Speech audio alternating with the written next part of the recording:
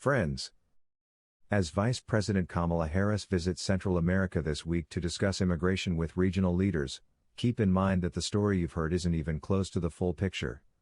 First and foremost, seeking asylum is an internationally protected legal right, and a legal method of arrival. For context, asylum seekers fleeing dangers in their home country must be physically present in the U.S. to apply for asylum, typically at a port of entry. Telling people do not come here and continuing to back policies that turn away asylum seekers flies in the face of both U.S. and international law.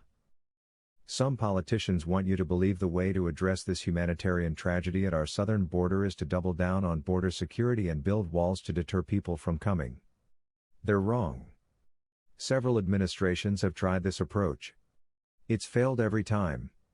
A recent study by the Vera Institute of Justice found that increased prosecutions and incarceration did not deter migration, but instead clogged courts, shifted resources from more serious cases and stripped people of due process.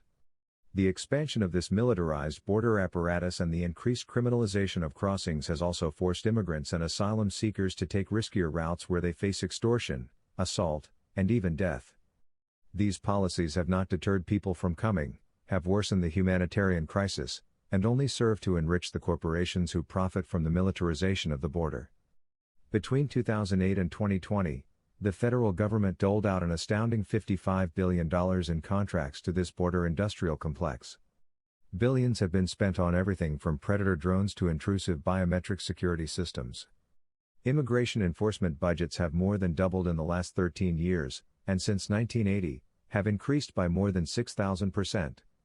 Let's be clear, what's really out of control is our spending on the border industrial complex, which has done nothing but increase human suffering without dealing with the root causes of migration. We need more asylum specialists, social workers, lawyers, and doctors at the border, not more soldiers and walls.